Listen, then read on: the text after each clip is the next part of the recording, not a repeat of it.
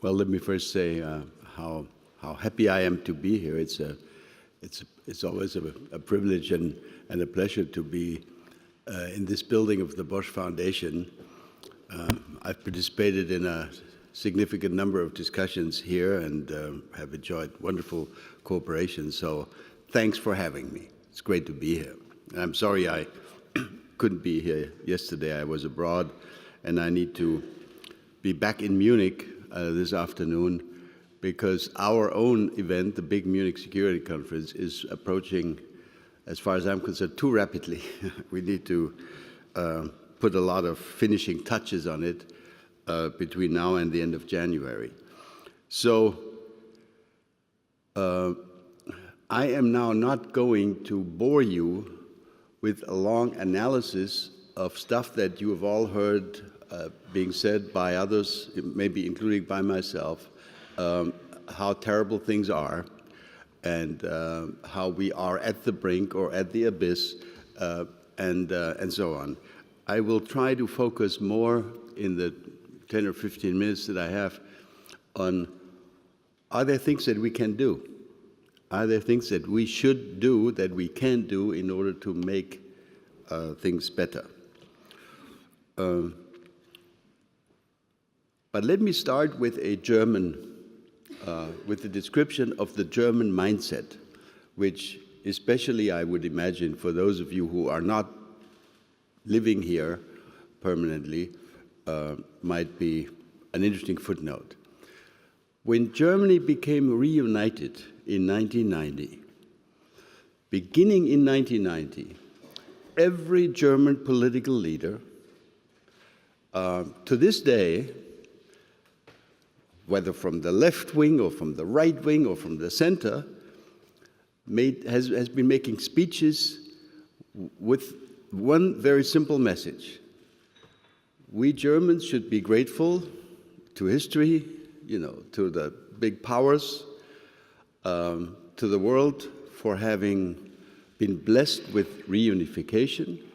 Now we are a happy country because we are now only surrounded by friends.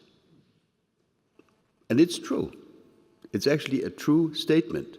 Germany is the country with the most neighbors at least in this part of Europe. We have 9 neighbors, all of whom are now, as a matter of fact, our friends, because they are all either in the EU or in NATO or in both, with the one exception of Switzerland, and even Switzerland is a nice neighbor. So the statement happens to be true.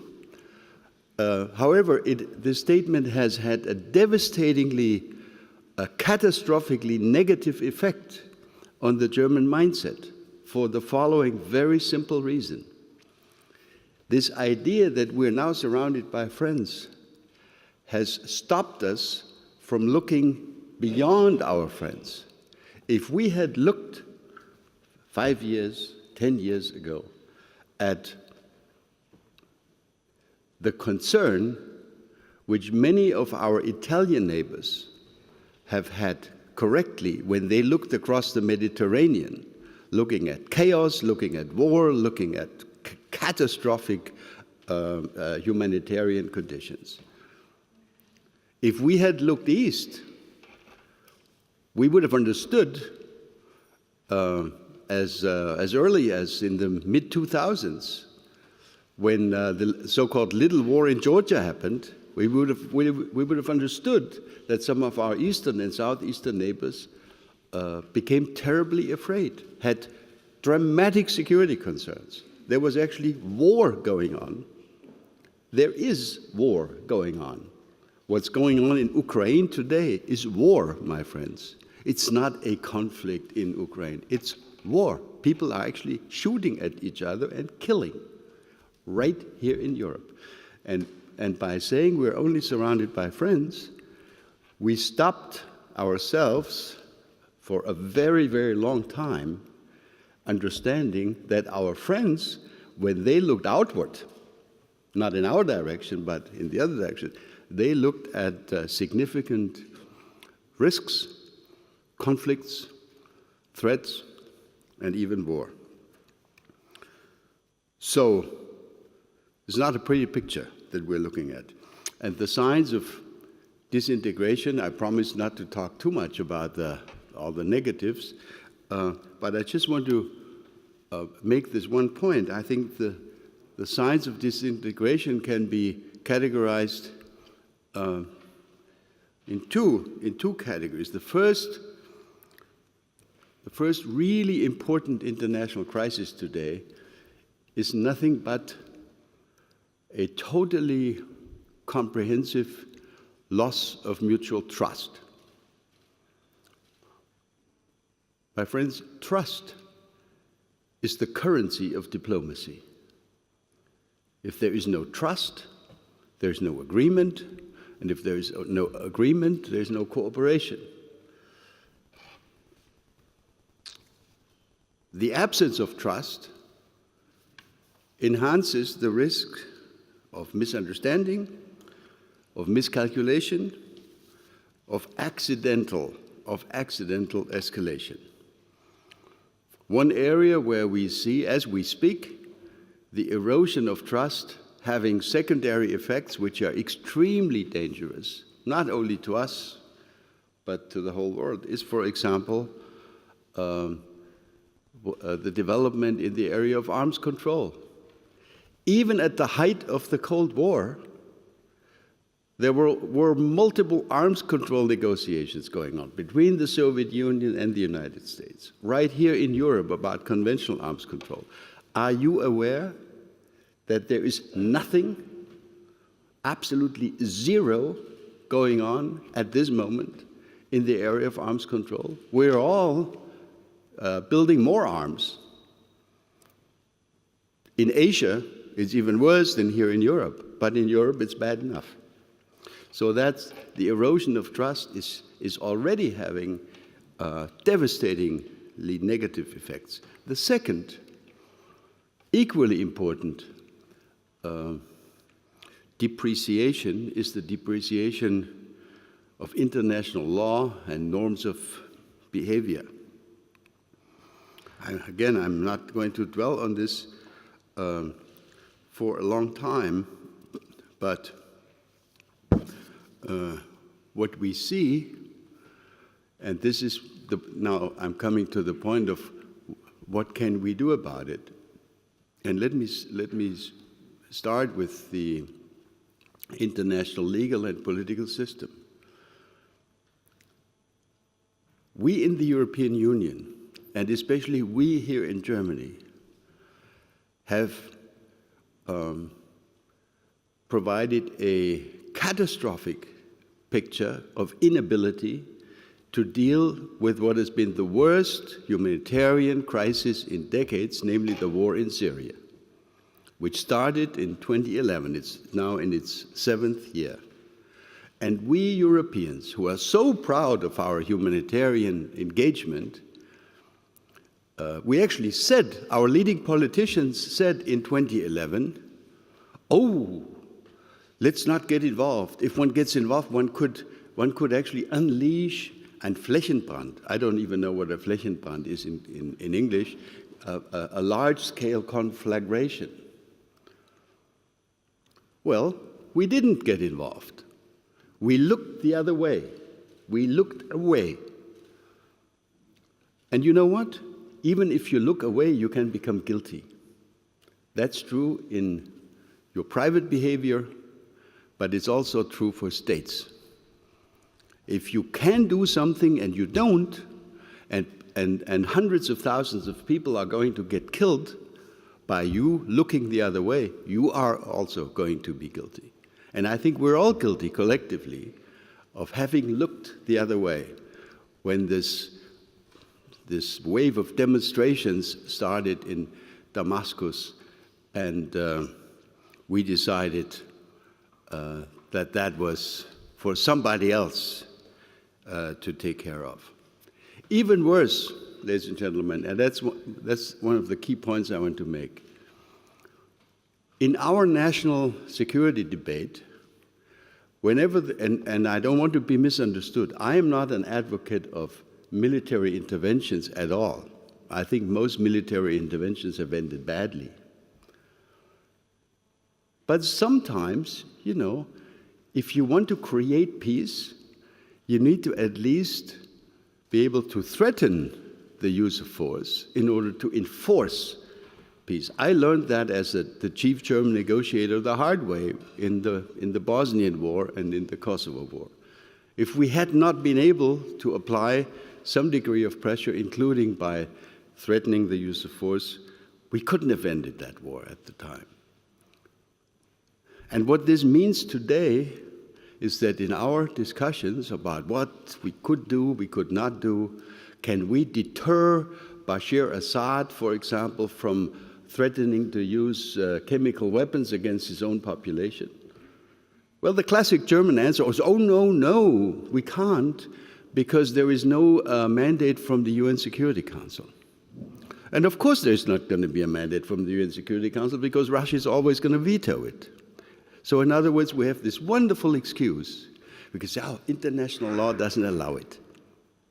You know what, ladies and gentlemen? I think this is the declaration of moral bankruptcy of our political leaders. It's the declaration of moral bankruptcy. What we're doing, and I really want to accuse everybody, left and right, of not thinking clearly enough.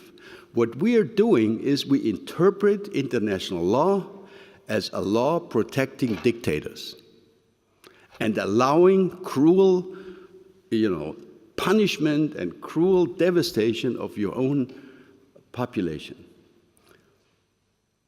What we should be doing, ladies and gentlemen, is to reinterpret international law in the direction of a law protecting humans, not dictators.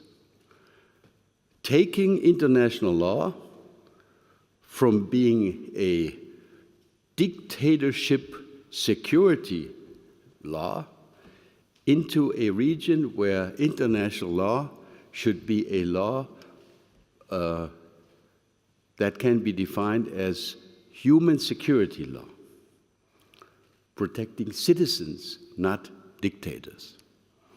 And I urge all those of you who have political influence to make sure that in our discussions about what should happen and how we can develop international law further, that we in the Western democracies, we place much greater emphasis on the responsibility to protect, which is a principle that was adopted by the General Assembly of the United Nations in 2005 with an overwhelming majority. And only because the mandate offered to some Western countries in the case of Libya in 2011 was overinterpreted, and nothing good happened in that particular case because of the intervention. That is not a good enough reason, in my view, that the principle of the responsibility to protect should now not be lifted to be one of our principal objectives in trying to move the world in the right direction and not in the wrong direction. We need to move forward, not backward. And the principle that may have been okay in 1648, at the end of the 30 Years' War, sovereignty of states, is not a good enough principle in the 21st century. We need to protect man. We need to create human security, not dictatorship security. So that's my first point.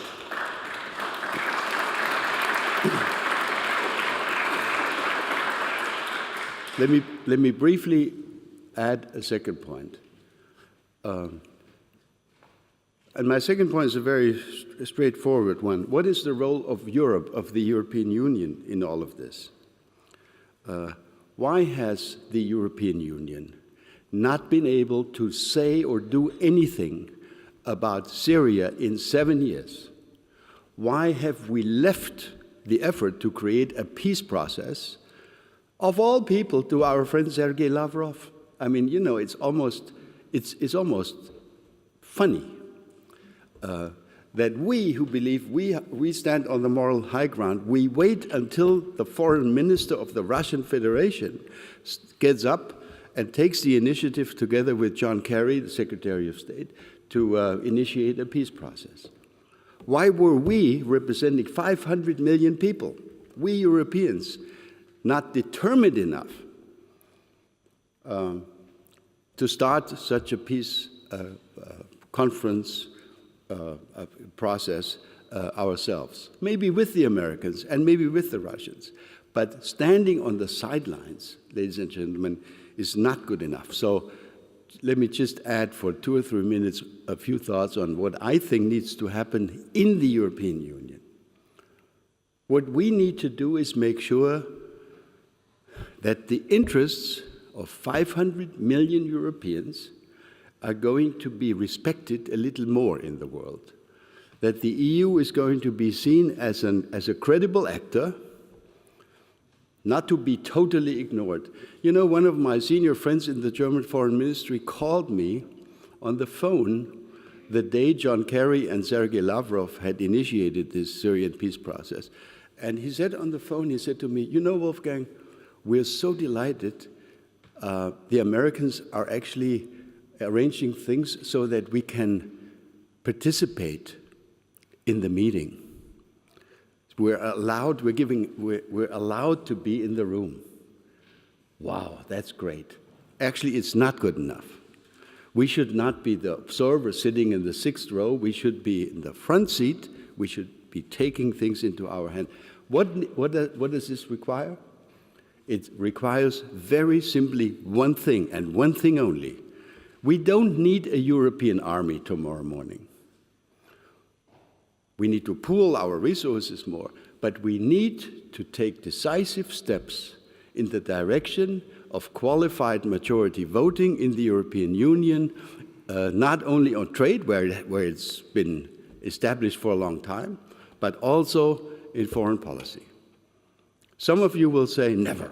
There are countries in the EU who say that foreign policy, that's the last reserve of sovereignty, and we shall not give that up.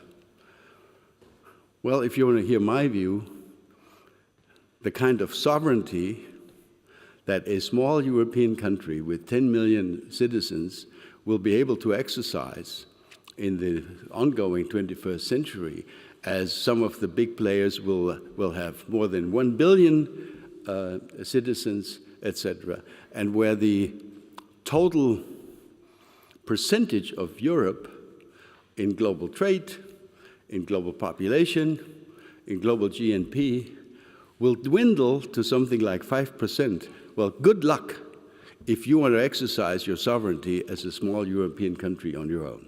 Good luck. Good luck, by the way, also to our British friends. They'll find out that Paul-Henri Spaak was right, former Belgian foreign minister, who said 30 years ago, there are exactly 2 categories of EU member states: those who know they're small and those who haven't fully understood that yet. So taking steps toward qualified majority voting, that sounds technical, but it isn't. It is the precondition for the European Union to act with one voice, whether it's on China or on Ukraine or on Syria or on other humanitarian or political or security issues. That's, ladies and gentlemen, what we need to do. And we can do that, even if we have in the European Union a huge number of ongoing challenges, such as the Brexit discussion that is currently in a very difficult phase. Just as we have important unresolved issues in the Eurozone, et cetera, et cetera. But we need to look forward, and our leaders need to take the European Union into the 21st century, take responsibility, and try to be a responsible actor defending the values of humanity in a disintegrating international system. Thank you very much.